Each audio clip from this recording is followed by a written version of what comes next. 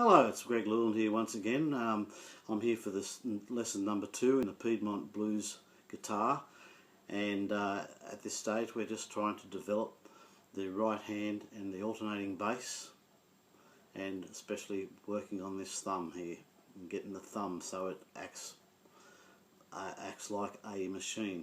It's a timekeeper, and it is responsible for a lot of the feel in this type of music.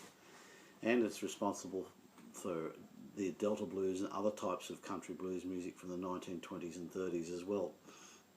So in the last lesson we did a couple of scales, G major scale and C major scale, and a couple of riffs, and those riffs you can start varying. If you've been listening to the first video, you can start varying those riffs and mixing those two riffs together to come up with your own riff.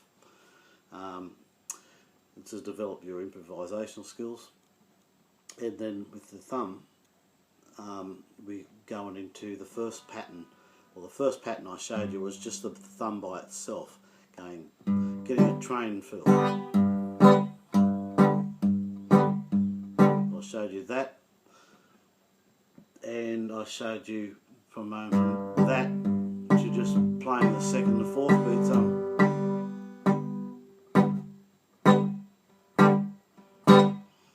Bringing the bass back in.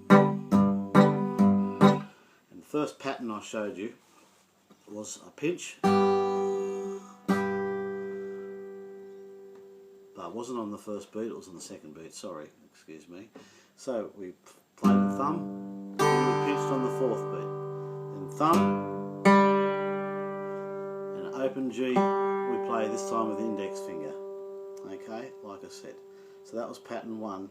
And after that we had the fourth beat, which was just a really heavy driven thumb pushing down on it, getting the feel right. Okay, so I'll play it slowly once more.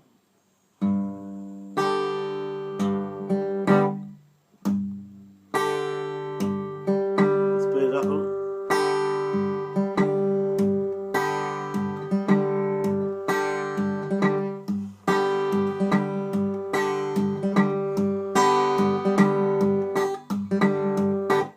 So that was pattern 1, we could call that one.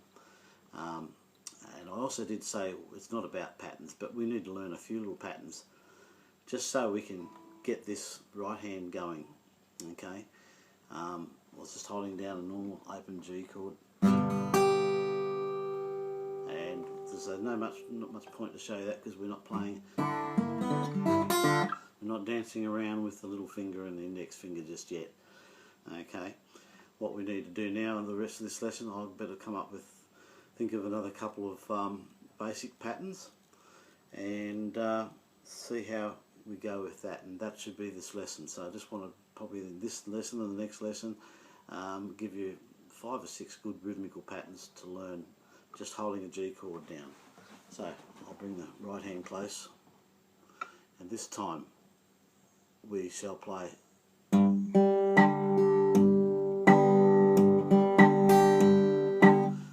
the other one in reverse. So we're going 1 and 2 and 3, 4.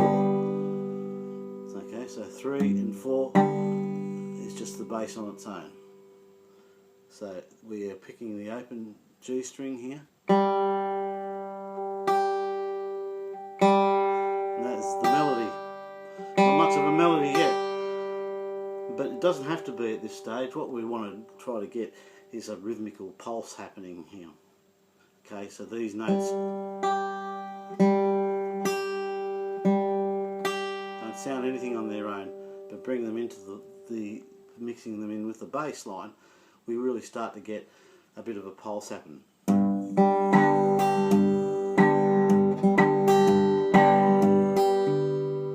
you've got to concentrate.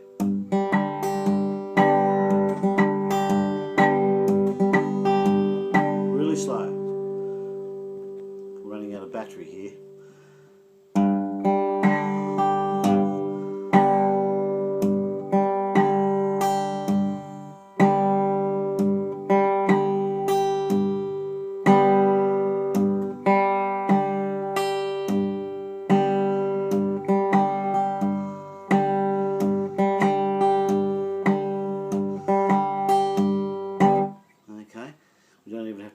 high string, if we want to get a bit of a pulse and we can get something sound a bit like Ariel Burnside, for instance, we can go. So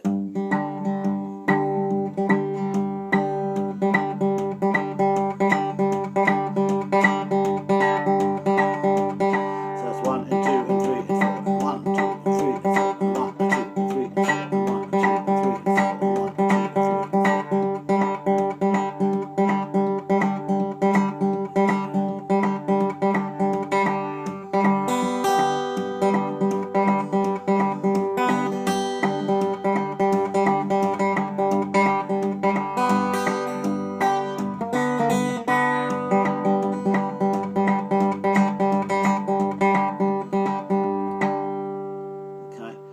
That sounds pretty good. This is a pretty cool little thing. Okay, now at the moment we're just playing on the beat and some notes off the beat. There was all off the beat, so that it's a syncopated rhythm we're playing basically. Anytime we using something on the off beat mixed in with the beat, we create a syncopated rhythm. If I was just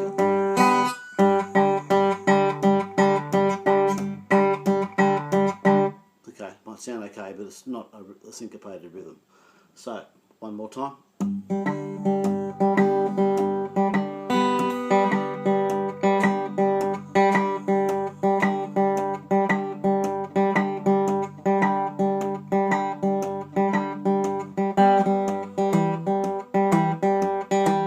Something's changed there. I'm doing something with my left hand.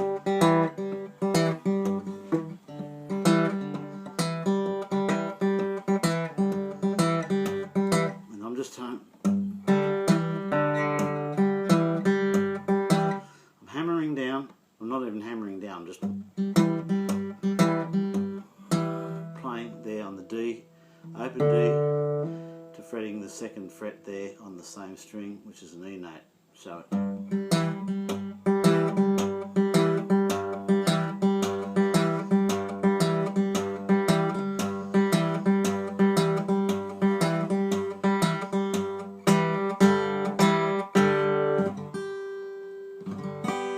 that's all we've got to really worry about.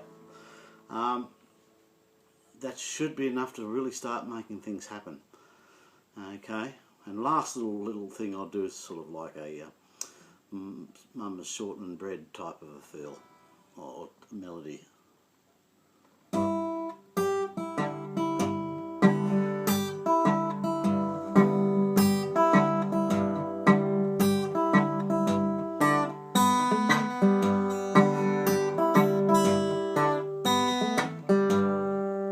What am I doing here?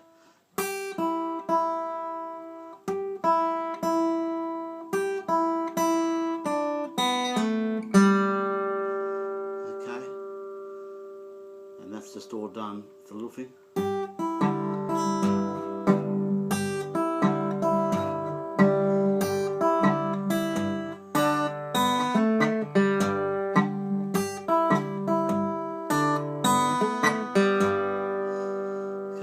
That's a pretty simple melody.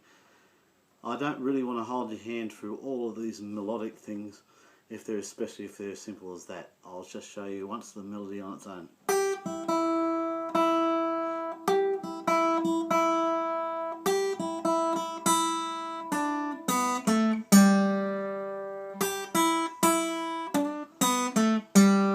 then we go to Mama's little baby got shortening, Mama's little baby got shortening bread.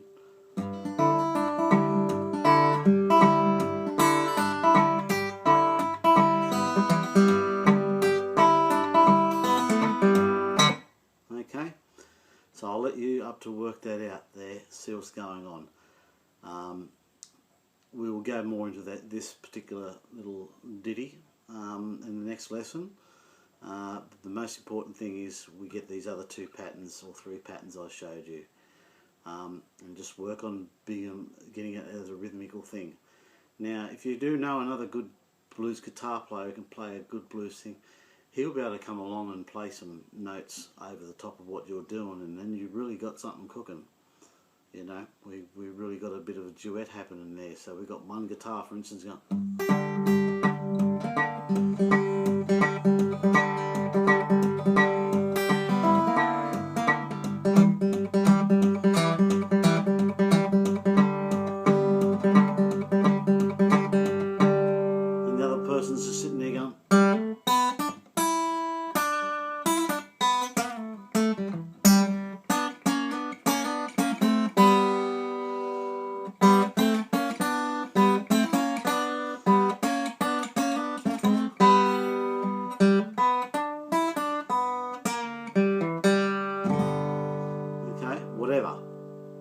would sound good. So you've got two guitars going on there. If you know someone who can do that. The point I'm trying to make here is that if you can get this starting to sound like something in the rhythm, people are going to want to jam with you, and that's a really good thing. So, but these are the basics.